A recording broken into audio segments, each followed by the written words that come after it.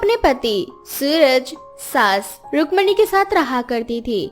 नीलम का शुरू से ही सपना था कि वो भी अपने दोस्तों की तरह शहर में जाकर बसे, पर उसकी शादी तो एक गांव में हुई थी, वो भी एक गांव के लड़के से जो गांव में रहकर ही काम किया करता था।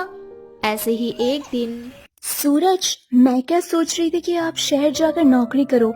आप शहर में जाकर नौकरी करोगे तो हमारा भी खुद का घर शहर में हो जाएगा और फिर हम माँ के साथ शहर में अच्छे से रह पाएंगे।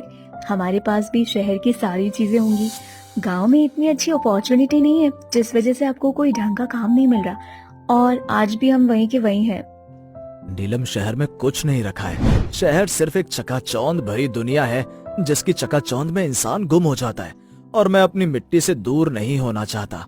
और तुम्हें जो चाहिए मुझे बताओ, मैं पूरी कोशिश करूंगा तुम्हें वो सब देने की जो तुम्हें चाहिए। अगर ऐसा है सूरज, तो आपने अपनी बहन की शादी गांव में क्यों नहीं करवाई? आपने अपनी बहन की शादी तो शहर में करवा दी, उसी शहर में जिसे आप चकाचौंध भरी दुनिया कह रहे हो। अगर आपकी बहन के लिए शहर गांव से अच्छा है तो मेरे लिए खराब क्यों है?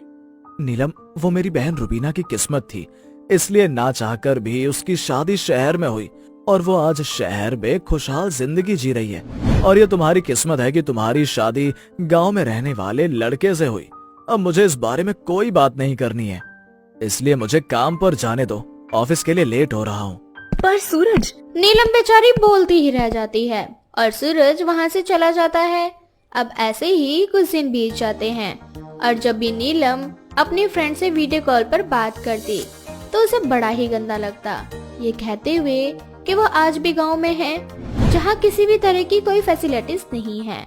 अब इसी तरह से कुछ दिन बीत जाते हैं और एक दिन शहर से नीलम की ननद रुबीना आती है। ओह हेलो भाभी, आप कैसी हैं? आ गई मेरे घर अपने शहर की तारीफ करने के लिए। खैर, अब शहर से आई है नंदन जी तो स्वागत तो करना ही पड़ेगा। ना चाहते हुए भी नीलम मुंह बनाकर रुबीना की बातों का जवाब देती है। मैं बिल्कुल ठीक हूँ, तुम बताओ तुम्हारे शहर का क्या हाल है? आखिर तुम यहाँ अपने शहर की तारीफ करने ही आई होगी ना? नहीं नहीं भाभी, आपको ऐसा लगता है कि आपकी ननद शहर से गाँव आती इसलिए ताकि वो अपनी तारीफ और आपकी बुराई कर सके। पर ऐसा नहीं है भाभी, इनफैक्ट मैं तो इस बार बहुत खुश हो गया हूँ आकर। आखिर ऐसा क्या मिल गया इस बार गाँव की मिट्टी में जो तुम इतनी खुश हो? कहीं तुम्हें कोई खजाना तो नहीं मिल गया? नहीं भाभी, इस बार मुझे खजाना नहीं अपना बचपन मिल गया। अपने गांव आकर मैं बहुत खुश हूँ। भैया, इस बार गांव में काफी बदलाव आ गया है। गांव में काफी तरक्की हो गई है। पहले जब मैं शहर से गांव आती थी तो यहाँ की सारी रोड टूटी हुई होती थी, हर जगह मिट्टी, धूल और गंदगी भरी हुई थी। पानी का निकास नहीं था, यहाँ तक कि मीठे पानी की व्यवस्था और शौचालय भी नहीं थे। पर इस बार गांव में सभी रोड बन चुके हैं, धूल मिट्टी गायब हो चुकी है, नालियाँ बन चुकी हैं। गांव को देखकर मैं बिल्कुल हैरान हो गई। मुझे तो ऐसा लग रहा है जैसे मैं किसी गांव नहीं बल्कि अपने ही शहर आ गई हूँ। अगर ऐसा है ननन जी तो आप गांव में आकर क्यों नहीं बस जाती हैं? बस जाती भाभी, अगर मेरा ससुराल शहर में ना होता तो।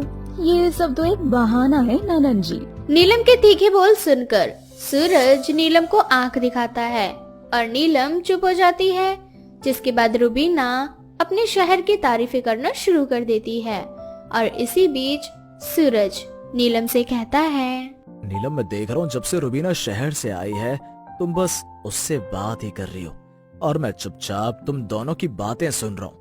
रुबीना को आए अब काफी समय हो चुका है, वो थक चुकी है। माँ तो किचन में काम कर नहीं सकती, इसलिए तुम्हें जाना ही होगा रुबीना के लिए खाना बनाने।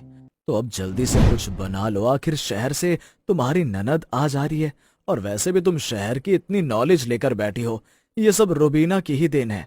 तो अब जाओ और जाकर रुबीना के लिए कुछ लेकर आओ। अब नीलम मुंह बनाकर वहाँ से चली जाती है।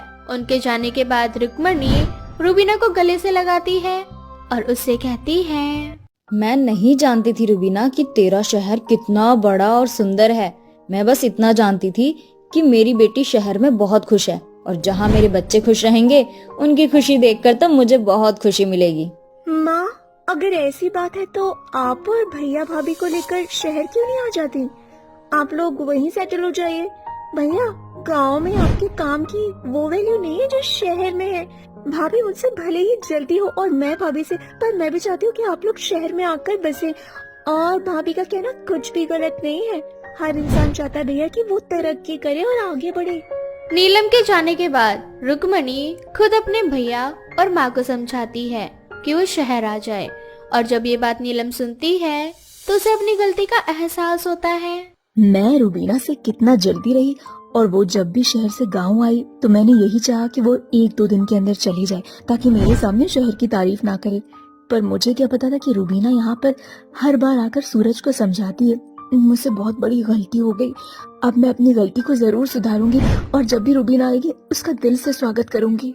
बस फिर अब क्या था, अब जैसे ही नीलम को सच का पता चलता है उसके हाव भाव बदल जाते हैं और वो अपने शहर से आई नंद की खूब सेवा पानी करती है।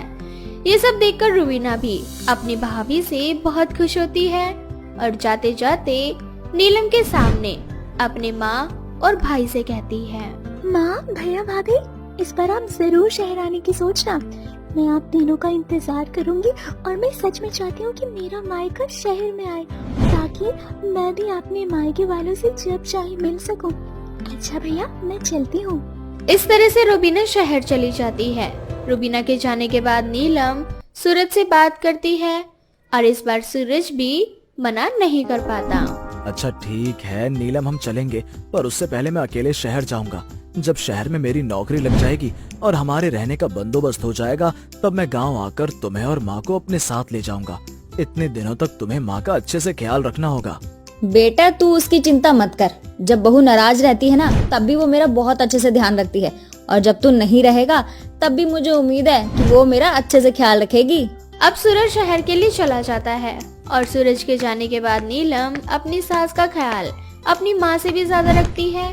कुछ महीनों बाद सूरज गांव आता है और अपनी माँ और नीलम को शहर ले जाता है, जिसके बाद वो सब शहर में हंसी खुशी रहने लगते हैं।